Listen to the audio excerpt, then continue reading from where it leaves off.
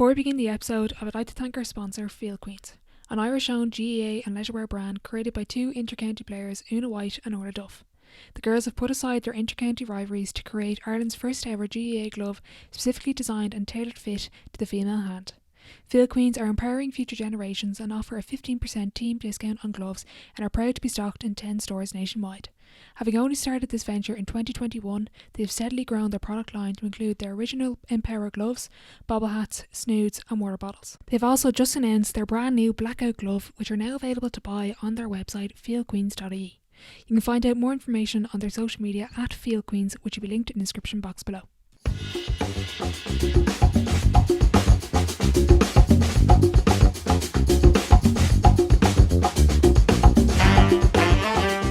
Welcome back to the Sideline Live podcast. You can follow us over on Twitter and Instagram at the Sideline Live. We'd love to hear from you. On episode 81, I'm delighted to be joined by Kerry senior ladies footballer and Irish underage basketball international Siofra O'Shea. In this episode we discuss her career, balancing two sports at a high level, the crossover between basketball and football. Hi Siofra, thanks a million for joining me on the podcast. I hope you enjoyed the episode. No problem, thanks for having me. Before we get into everything, I'd like to give the guests 30 seconds to introduce themselves and let everyone know who they are. Yeah, so my name is Siofra O'Shea. I'm from Carradaniel in County Kerry. I play with the Kerry senior football team, and I was on Irish basketball teams all the way up through underage, and I'm currently studying PE and Maths in UL. Very good. So growing up, why sport, why football and basketball? Who was the big influence? I think just from a young age, I always had a football or basketball in my hand since I was 3 or 4, like around the garden with my dad and my older brother. I always had an interest in sport from a very young age, no matter what sport it was, even kicking around a rugby ball outside, just anything to be active. And why basketball and Gaelic football? Why did those two sports stand out for you? Well, I suppose down in Kerry, football is a big thing, and I would have started with playing with the boys in Sneem Derrynan here. So I always played football from a young age, and then in terms of basketball, I was actually going over to Kenmare for music lessons, and it was in the school there in Kenmare, Pobble Skull in Vrishkena, and it was actually one of the music lessons. I was just there, and there was loads of kids going in to play basketball. And I was just stood at the door looking in the hall, and I saw all these kids running around. And from then on, my mom let me join basketball, and I played with Kenmare for 6 years until I moved to Carsveen Basketball Club when I went to school in Carsveen in secondary school. Okay. What music did you do? What instrument did you play? I was playing the piano at the time, but I gave that up shortly after to stick with the sport. Yeah, that's fair enough. And how did you find growing up for you? Who were your role models? Who stood out for you at a young age? Well, I suppose in football, we were lucky enough to have Deirdre Carden in our school. She would have played with the Kerry senior ladies, and she did PE with us every week. And we were just so lucky to have someone that had such an interest in sport. And she was just a great role model for all the girls and boys in the school. So it was just great for her at start, and then when I went to Southern Gaels, I eventually ended up playing with her at senior level. So just someone like that was very special to have in the community and that everyone could look up to. What was it like playing with the boys and the boys teams? Were they all shout and say, "I'm not marking the girl"? So there was 4 girls in my class. We had a small class. There was only 5 of us in the class. So wow. There was 4 girls. So we would have all played football, and there was actually a good few girls on our Sneem Derrynan football team. There was like 11 aside, so nearly half the team was made up of girls, and you could see the lads coming over and being like, I don't really want to mark them, but after a few hits, they slowly started hitting back, and they realised that it wasn't just a walkover. Yeah, you were throwing shoulders from a young age, were you, Siofra? I know. How did you find balancing multiple sports at a young age? I suppose in that secondary school age, did the other sports start to drop off? You mentioned there you played a lot growing up. Was that the kind of age where you kind of started to focus on GAA and basketball? So I suppose when I went into Closhton Skelligat secondary school, I was very busy. Like I was playing school basketball, school football, club basketball, club football. I started playing county football under 14, and I was on the Southwest Southwest basketball team as well. So like I was out training every night of the week. So yeah, I've kind of stuck with both of them since then, but it was just hard to balance my time, but I've managed to do it all the way up, so I'm just gonna try to stick with it anyway. Yeah, you didn't have time to be doing any other sports. Here's me asking you, putting pressure on you. How did you balance, I suppose, getting involved in those county teams and the Irish teams? I know there's a number of underage players, like the Hazel Finn, Dana, lots of people that have done it in the past. But for anyone that's currently maybe at a younger age that hasn't done it yet, what advice would you give them?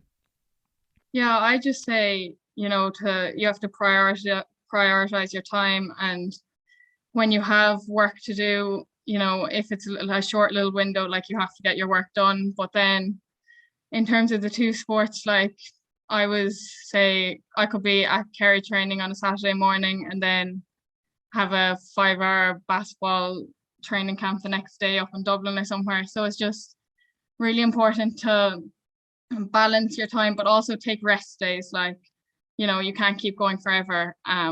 So just to make sure you have at least one rest day a week that you're just zoned out from it and leave your body just time to recover.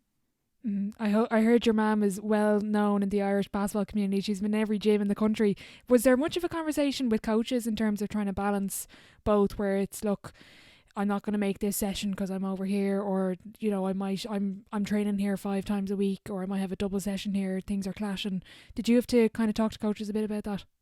Yeah, I was lucky enough that I didn't have too many clashes, especially of like games and important trainings or important games clashing. I suppose when I was going over to the under 16 European Championships in Montenegro, the month before we were kind of put on a bit of a ban from all other sports, but we had just won the Munster final with Kerry, under 16, and we were going to be playing Kildare in the All Ireland semi final, and that was in that window.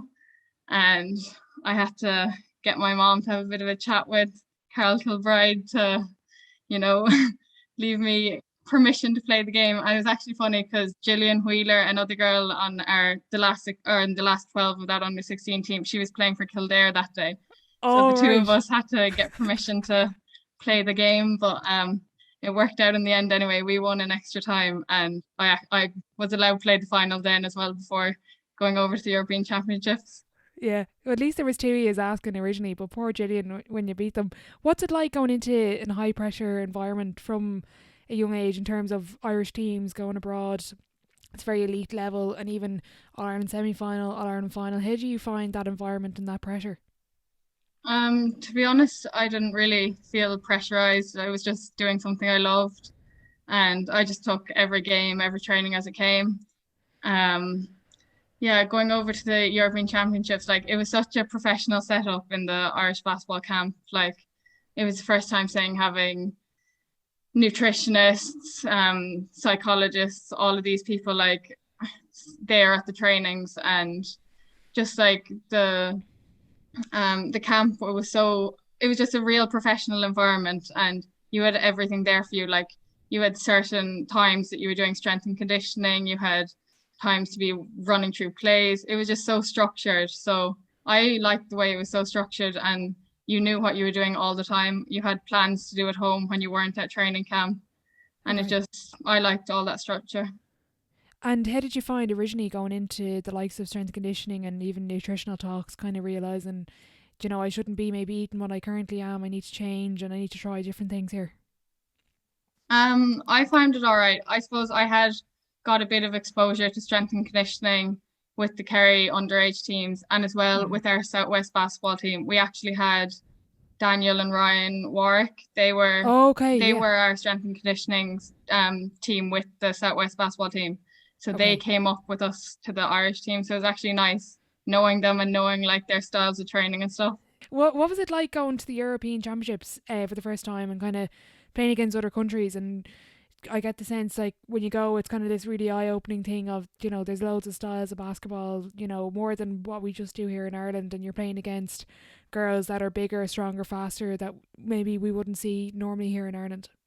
Yeah, I suppose like in Ireland we like to run the ball, fast break, get easy scores. But then when you go over to European Championships and there's teams that just want to slow the game down and set up plays, like there's huge girls over there, like, and all their game might be like throwing it into a big post and leaving them score. So it's so different to see all the different styles and just all the different ways that teams like try to target you, and the way we had to say do video analysis and stuff on teams and target all their best players. It was just an eye-opening experience, I suppose.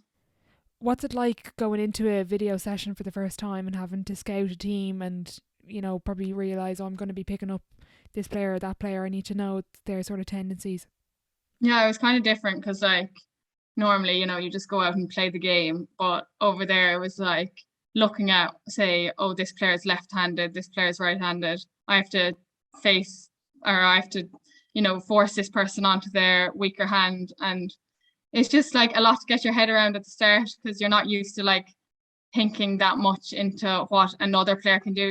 At more you're focused on yourself, where then it was a lot of, oh, this team like to do this team want to play this way, and just how to like break them down. So it was very different. Mm. What was your favourite Irish team? Someone sent that question in for you. It's a controversial one here. They were all good. Sure, I was go on for the political answer.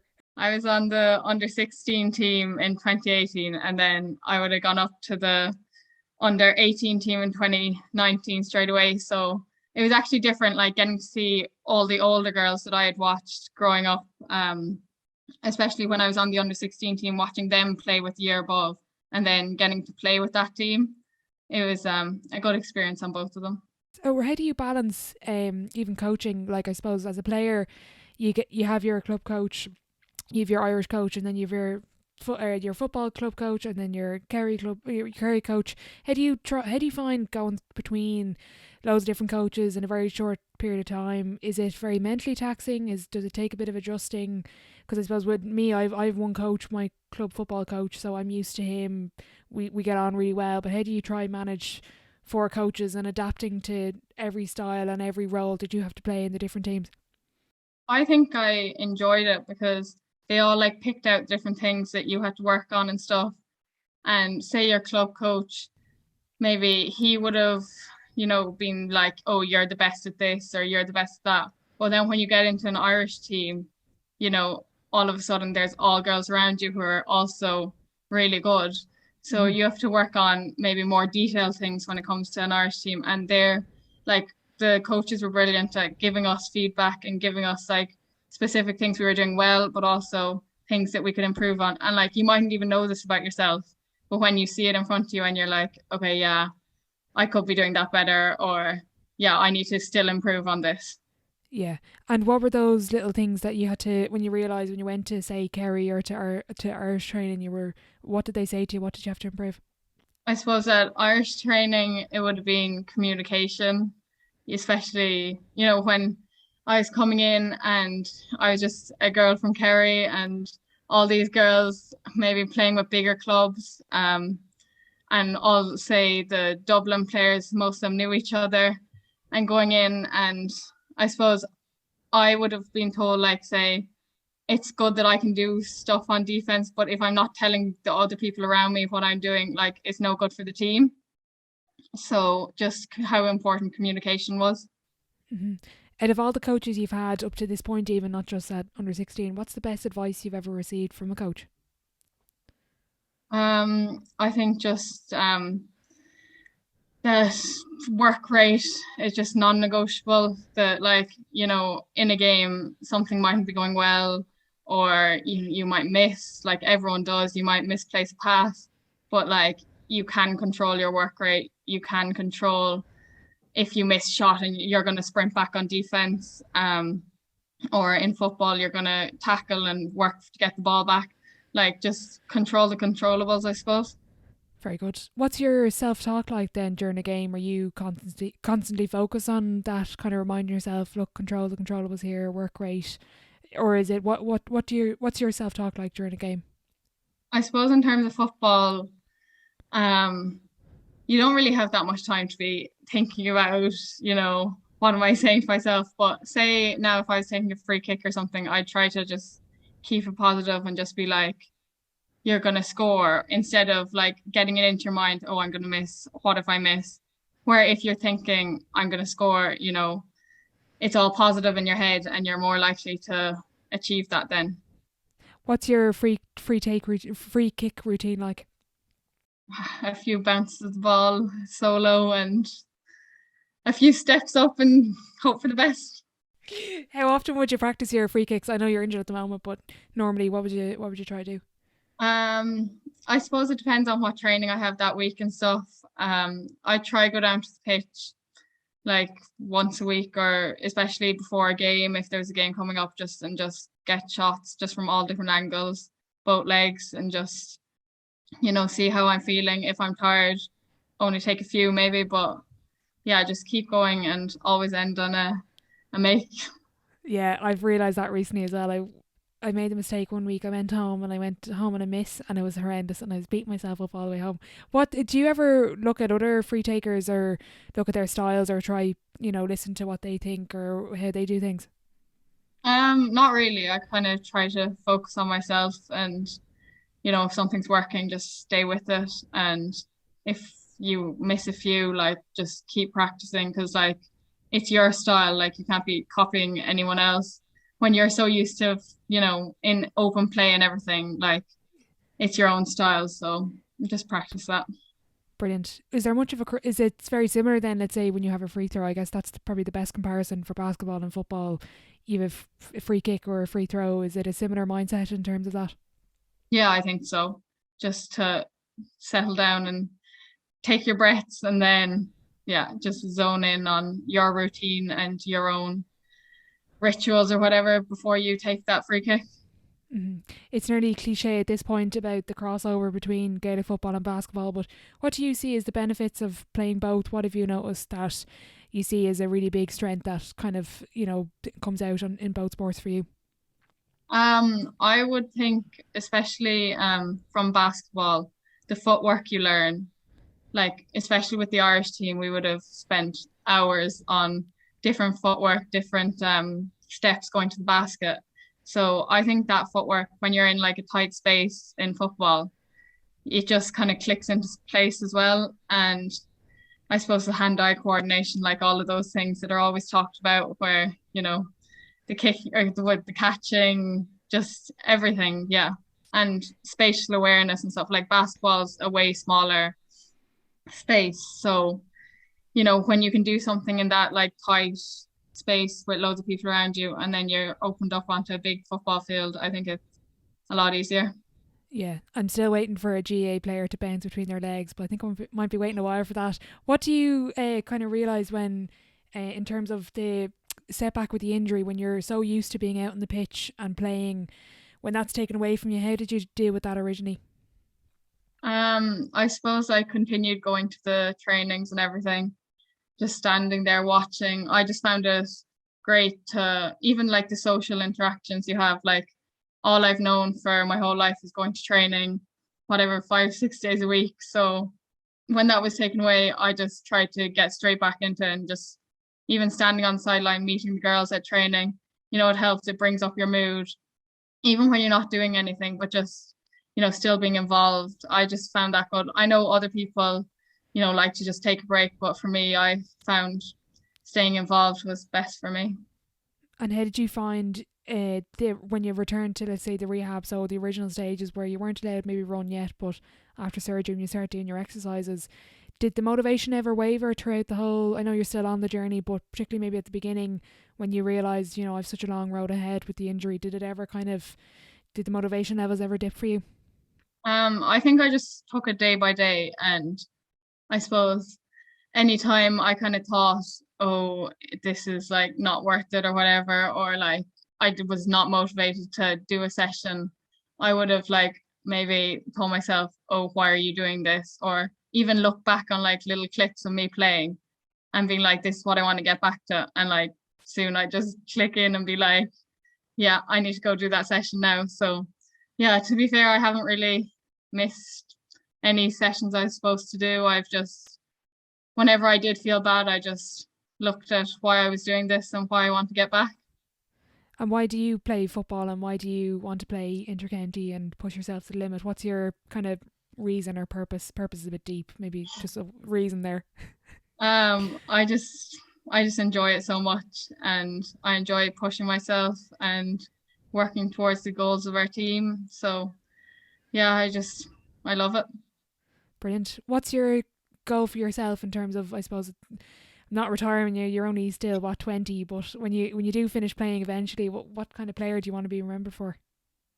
I suppose someone who had an impact on the game and um, good work rate and just a good team player.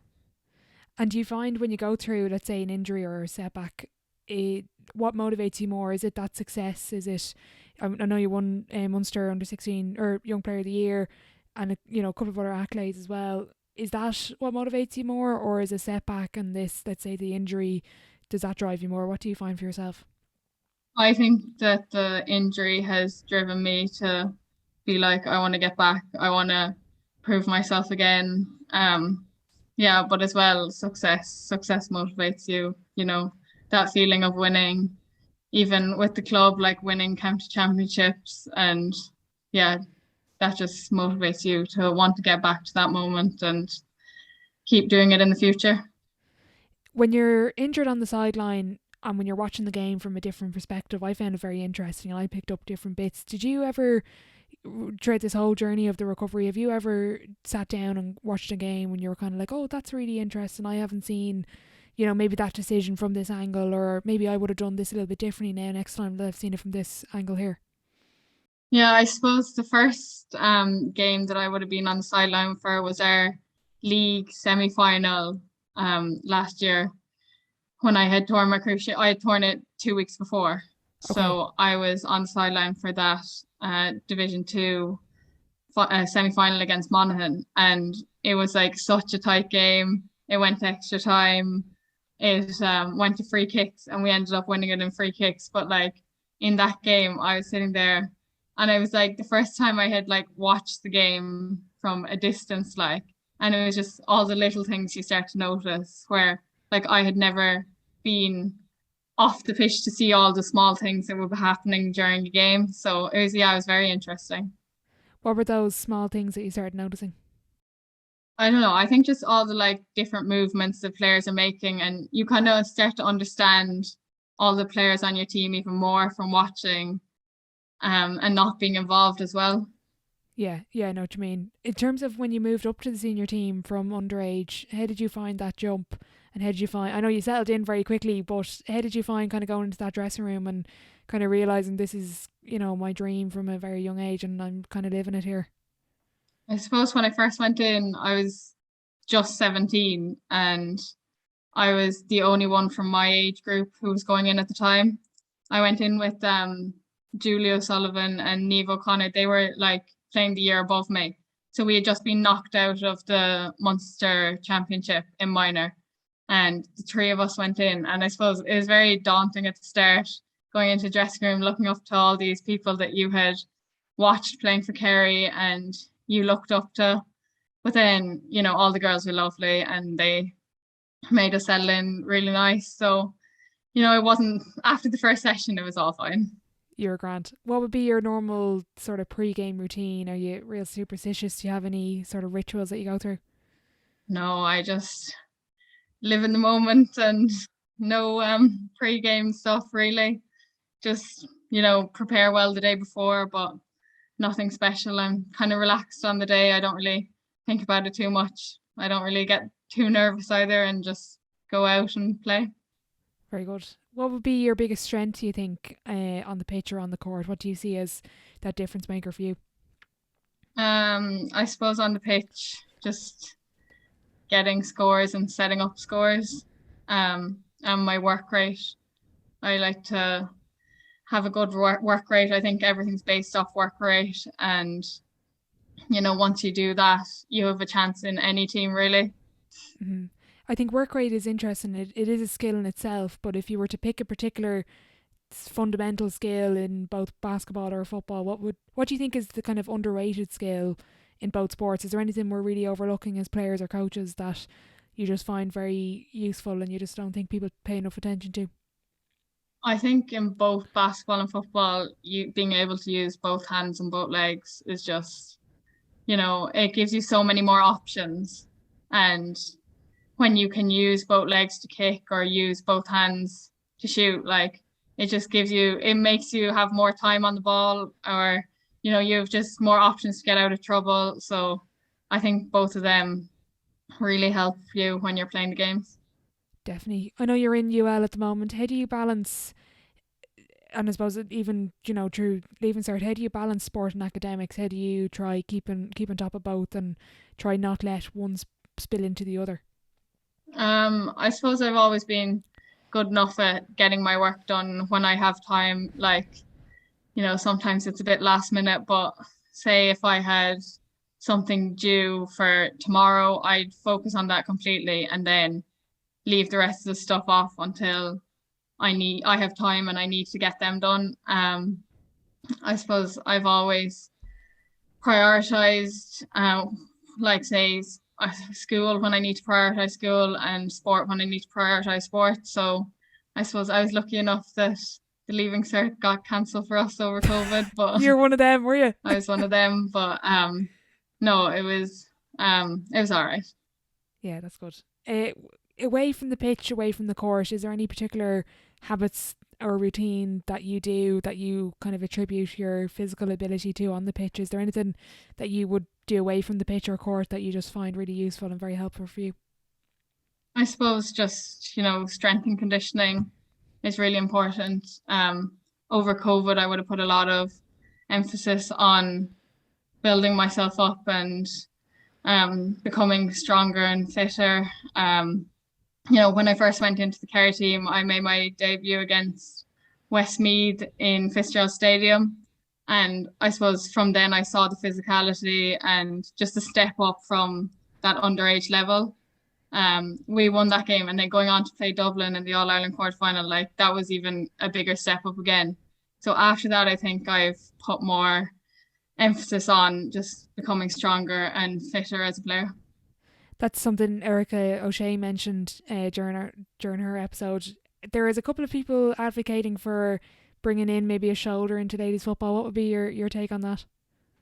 Yeah, I've lived with Erica for a bit, so Oh, do you? Oh, I didn't realise. yeah, I don't know. I think a bit more physicality in the ladies' game will be good. Everyone's building themselves up and becoming fitter, becoming stronger. So, if you can't really use it, there's, not much. Well, there is a point in doing it, but you know what I mean? Yeah. It would be good Mm-hmm. when everyone is building themselves up that we can use it more. What do you think of the forward mark in the men's game? Do you want to see that as a forward? Would you like to see that in the women's game? I think as a forward, you would like to see it, but I don't know. I think it gets some easy scores and stuff. I'd rather just leave it the way it was, but as a forward, I think, you know, You you wouldn't wouldn't say no mind it to it. either. Yeah, exactly. There's a huge trend of Irish players going to Australia. Is AFLW on your radar? Would that be something you'd like to try? I guess it's a big pull to be, semi-professional or professional over there. Is that something that you wouldn't mind having a go at? Yeah, I like the look of the lifestyle and all of that, but I don't know for the moment if I could leave football behind, but I'll see. After my injury, coming back, like my full focus is just on football and basketball and getting back playing them. So I'll think about it in the future. Very good. For the teams you're involved with, you've mentioned kind of your own goals, but over the next couple of years, what would you like to achieve with your teams? Um, I suppose with Kerry, like we've been stuck in Division Two now for a while. Last year we got to the league final and played Meath in Croke Park. We had actually beaten them in the first game of the league and then went on and lost in the league final. That was actually very tough for me to watch up in the stands in Croke Park on crutches. But yeah, I suppose get out of Division 2. They've made a good start last week. They beat Tipperary. We had a game cancelled last weekend against Clare, but hopefully now get out of Division 2 and start competing in Division 1 and compete in senior level as well. Just be more competitive. What's it like playing with Louise Nunes? I was watching some clips of her. I think she's absolutely outrageous. I think she's so underrated as a footballer. But what's it like to share the pitch with her? Oh, it's unbelievable. She's just a great person and a great player, and she's just like a great leader on the pitch and off the pitch. And she's like, her skills and everything are just special. But like the amount of work she puts in, say after training, taking extra shots, just all off it to keep like going season after season, it's just very special. What would be her leadership style? How did she motivate and keep the team going on and off the pitch, as you mentioned? I think on the pitch is just her actions. Like she's always keeps her head up, and she's carried the team a lot over the last few years. So yeah, I think it's just more her actions on the pitch. If you had to pick one, what sport would you pick? What do you prefer if you had to now?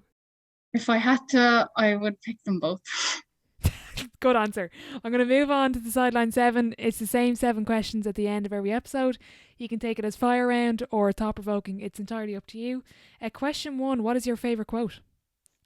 I was actually looking this up, and I think I came to think some people want it to happen, some people wish it could happen, and others make it happen.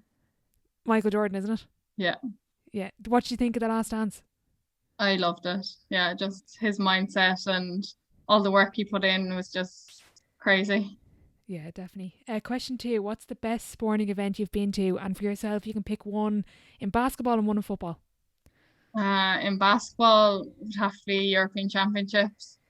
And then football, I think watching the men's All-Ireland, just the buzz and Kerry playing. Yeah, I think All-Ireland final day. 2011, is it that one? That one? I had to throw that in as a dove. I had to throw that in. Question 3, what's been the biggest setback or challenge so far in your career, and how did you react to it? I suppose it would have to be tearing my cruciate last June. But I think I've reacted well. I've just gone straight into the rehab and just, taking it day by day, week by week. And to be honest, I think the time has flown by. And to be at the end stages of rehab now, preparing myself to get back playing sport, it's just, it's good to see how much it's improved, but also to know there's a small bit more to go. So to keep working and just trying to get back to my best. Is it nearly worse being at the end, being so close to being fully cleared than at the beginning? Yeah, I suppose even standing at training now, you're thinking, oh, I just wish I could be back out there. But yeah, I just have to stay focused on my own rehab and, join back in when the time is right. Brilliant. On the flip side then, what's been your biggest achievement on or off the pitch / court? I suppose on the court and pitch, playing in the European Championships under 16 and under 18 was on the court. On the pitch, I suppose our few Munster underage medals and making my senior debut in Fitzgerald Stadium. And then off them, just getting into UL, my first choice in PE and maths teaching. Brilliant. Looking back, you're only 20. What advice would you give your 18-year-old self? I suppose don't leave all my assignments to last minute in college. Would help a bit. But no, I get them all done in the end. Yeah, exactly. Question 6, who would be your dream dinner guest and why? And you can open up the table to a few people if you want. I think Michael Jordan or LeBron James, just their work rate and their attitude and how they kept going season after season for so long. I think the two of them will be interesting. Brilliant. Final question before I let you go. If your life was a book, what chapter would this be called? I think it would have to be The Comeback. Brilliant. So you're set yourself up now for big things after the injury. Yeah. Exactly. Siofra, thanks a million for coming on the podcast. The very best of luck with everything moving forward, and thanks again. Thanks for having me.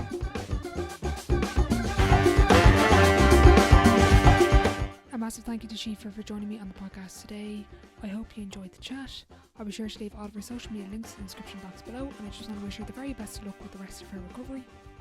If you are enjoying the podcast, I'd really appreciate if you leave a rating and a review over on Apple Podcasts and Spotify, as it does help the show grow. A big thanks to Field Queens for sponsoring the series. As always, thank you for listening.